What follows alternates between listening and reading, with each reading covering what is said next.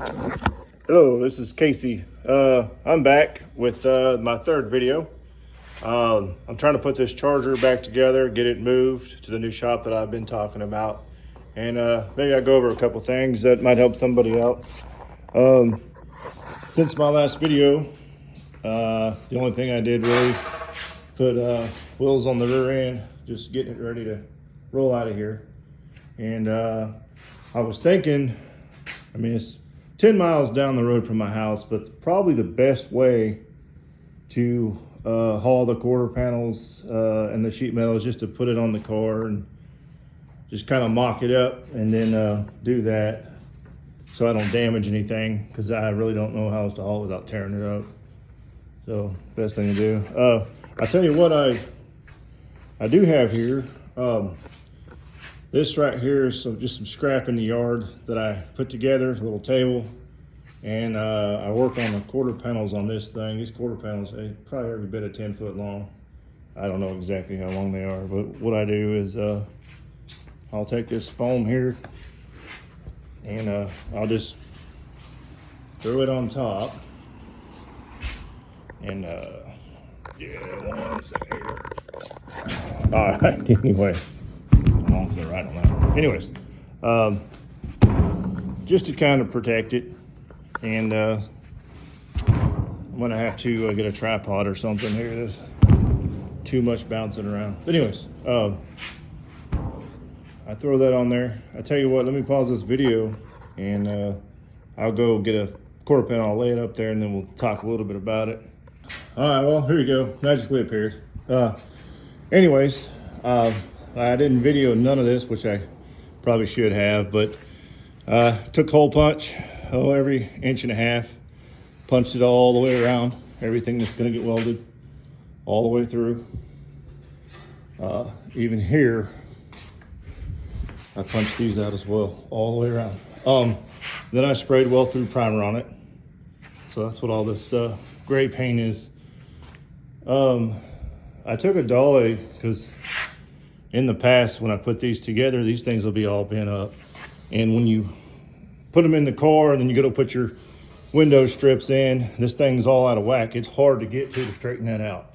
So just keep that in mind. You want to make sure everything is straight, hammered up the best you can. I still have to go back over this, but make it work. These little corners, go ahead and roll these on. I made the mistake before not doing that. You can't get to them easily. And to get your gaps right, you need to do that before you put them on the car. And then you can pull this over and stretch it when you put everything together. Because if not, it's a fight. If you'll notice, a lot of these cars, those guys will fill these corners in. You won't see them. And the reason is because they had a hard time getting these lined up. And it's easier just to hide it with filler. So if you look down in the car, the first thing I notice, any of these chargers, 68, 9, 70, I look at the corners just to see, just kind of my own entertainment, I guess. But also, just on a note, when you cut off the old quarter panels, save them. And as much as possible, have your little scrap pile. Don't throw anything away until you're done. I have time and time again, I have cut things off that I didn't realize. One thing, for instance, is when I replaced these floors, the seatbelt brackets right here in the backside underneath the car, I forgot to put those back on. So I laid on my back and welded the bracket on the backside, which is important. It's, you know, seatbelt. So anyway, also I cut pieces out for a pattern. For instance, here's where the floor jack's gonna go. The little brace that holds up the bumper jack, and I save it because I can set it up here as a pattern and know exactly where it goes. The same thing with the quarter panel. I saved, I didn't really need to save the gas tank. I did it anyway, but the drills are already pre-holed on the new quarter panels. I don't know if that matters too much anyway. But for instance, here's the charger emblem that would go on the side. And once I get the quarter panel up there, I'll lay it up here for a pattern to see exactly how it goes in the car. That way I'm not, too far off. This might be the other side, actually. That is the other side. That's the left side. I grabbed the wrong one here. Here's the left side that I need for this side here. But anyways, you can see where the charger holes go. So instead of guessing, I'll save them right where the curve goes, and then you can kind of mark them to see exactly where they go back on the car. Otherwise, I mean, you'll be guessing and trying to get them right. So just a little tip, it helps me out. So I cheat every chance I can on something. Also, you definitely want to make sure that like all your screw holes are drilled for your window clips. You don't want to be messing with that when you're in paint. After you've got everything painted and you go to put the trim on and realize that the screws that are either broke off or the holes are filled. Make sure, definitely make sure you get that done. Ask me how I know. I just screwed that one up. So anyway, she's coming along. Don't look like much yet. I know I talked about this brace panel in the support bracket. I guess it's a rear frame support bracket, I believe is what they call it. I got it from AMD. They had to send me, this is the second one they sent me. The first one that I got was twisted and bent like a U. When the box got here, the box was beautiful. So man, I don't know if they shipped me one that was just completely jacked up or what. But I called the girl, a really nice girl on the phone, and she sent me this one back out. I put it up there. The hose are off. Of course, the valance panel covers that, so it doesn't matter too much, but these hole brackets were completely off. Everything else, I wasn't really going to complain too much about this one.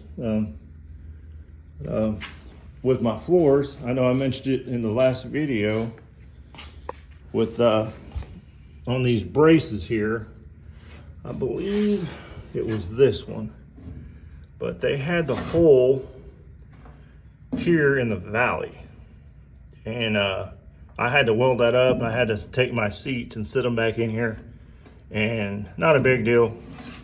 They got the brackets on both sides. I had to do that, so that's something to look out for. Make sure these aftermarkets, they get off sometimes. Well, they get off every time for me for some reason. But anyway, that's something you want to address before you spend all your time and money painting and whatnot, whatever your plan is to do with your car. So that's some of the things I've run into. I got brand new brand new fenders and a brand new hood for the car.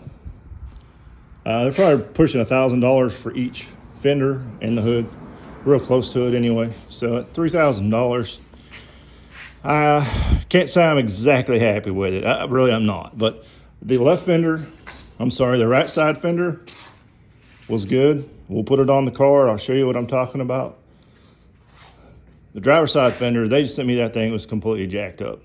I'll go over that in a video too. Also, the contour of the hood. I know this is right because I had my rusty hood sitting on it. And there's the contour, the curve is off just a little bit. I know it bothers me. Everything has to be right. I have a little bit of OCD, so how I'm gonna fix that, I really don't know. But just to know, might be something you run into with the hood. It fit really well on this side, but the contour over here was off. It was up just, probably a little less than 1/4 of an inch. Nothing crazy, but enough that it's noticeable. And I have to have everything. It's gonna, whatever I have to cut and weld, it's gonna work. So I'll make it work. But being a brand new hood, spending that kind of money, a little disappointed in it. You don't have to deal with rust. That is the big thing. But this driver fender here, that's a whole nother story. I'll talk about that later. I'm still mad about that one. So anyways, she's on the ground. I don't have the torsion bars in just yet. If you look at that K-member versus the bottom of that tire, if I pulled it off these stands right now, this thing would be sitting on the ground. So gotta throw the torsion bars back in it. I'm gonna do that today. Pretty easy to do, almost self-explanatory really. There's literally just a clip on the back, and you can't forget to put your little rubber bushing, or what do you call that? I don't know, there's a rubber piece that goes over the top to keep the grease and the dirt out. But anyways, you gotta, when you slide your bar in, and I might go ahead and show that. I might just do that for this video. May do a pause. I've got to jack this car up, so I'm a bigger guy. I don't really fit in much of nothing. I'm 6'6", so I love the Cudas. I love the Challengers, but I can't fit in them. I do good to fit in the Chargers, V-bodies. I'm just a big guy. Actually, I hurt my neck too a while back and was down for almost 2 years with my back and my neck. Got a little accident, and so I put a lot of weight on too. I got to get that off of me. So working on it. We'll see what happens. But anyway, I do appreciate if you want to follow me along with this journey with this car. Maybe I can point a few things out that you don't know. And I always take advice. Believe me, I'm just self-taught. I have nobody really showing me anything. So I brought this up before, but I have, once I welded these on, I cleaned them up with the wire wheel, got on there real good, cleaned everything up, bare metal. Then I put epoxy down over that on both sides, every one of my seams actually. I have 3 coats of epoxy down. Then I lightly scuffed it, and then I filled this in with JB Weld. I put tape on both sides. JB Weld's sandable. I sanded it, cleaned it up, then I epoxied it again, just on these, on both sides of the seams. So these are sealed very well. I just can't see them coming off. I do have a can of seam sealer from the factory. I can actually sit that over the top if I want the factory look. I don't know that I care, but if you ever mess with that seam sealer, it gets everywhere. You better have newspaper down and tape. It's gonna get everywhere. And the seam sealer, when I pulled off from the factory, everything was rusted out. So that can be controversial, I guess, but it seems like it almost made it worse in some cases. So I don't know, but I can throw it down just to give it the factory look. I don't know, this car is really not much original. Like I said before, I kicked around and turned it into a Daytona just because I've had to replace so much on it. But I don't know, kind of like to drive it before I die, I guess, because I just got too much time and money in it. But it is what it is. So back to these torsion bars. I got to put these on, get them off the ramp, and then I'm going to put it on the trailer and then take it over to the other shop. Got to get my air compressor moved. That thing right there, I highly recommend. I have yet to run out of air. I can run my tools all day long, my air tools all day. That thing will keep up. So that is a really nice air compressor compared to the small one I had before. The small ones, you're shut off and you got to wait for the air to come back on and all that. So, but we'll finish up this Charger and then we'll start on that Roadrunner, get it going. One thing about these torsion bars, I know I went over them last video a little bit. Since then, yesterday actually, I just took a wire wheel and I cleaned them up, and that's literally just got some automotive primer on it. I'll put them in the car like that. I'm thinking I'm probably gonna tape off everything because I scraped up the K-member getting it back in. Didn't have a good way to do it, and it's been sitting for so long, it just looks kind of rough. So I may tape everything off and just paint it as it's sitting in the car and then let it go. But these are marked, if you can see here, right side and the left. And then these are the thicker bars. These came out of a 1969 GTX. The ones that I had for this Charger were bent, I guess, because the car had been wrecked. So, but the 780, 781, those are the numbers that you're looking for a big block car, 440 or Hemi. And then these ones here, I believe, are 77. You can kind of see that. These were out of a 318 Cornet. So guys that are looking for numbers matching stuff, this would matter. That's a 776. And there's always, the numbers won't be the same. There'll always be a 780 and a 781 or a 77776. And then there's also another set of torsion bars. I don't know the numbers offhand, 88 something. But you'll have 780, 781. You won't have a 781 and a 781. If you have that, somebody's switched something around. So, but you always have an even odd number on both sides. Really, they're just a metric size difference. I don't know. Like I said before, I ran those 318 ones in my Hemi car, the last one I had. I didn't have any problems, but I wasn't hard on it either. So, but we can look at it right here. Just so you know, it is bigger. I mean, it definitely slides over. It's you can see it, 2507. And you come over here, and we're going in 2280. So I mean, there's metric size difference for sure. Just something to know. And numbers matching guys are going to want those anyway. You can probably get away with those just fine. I don't know.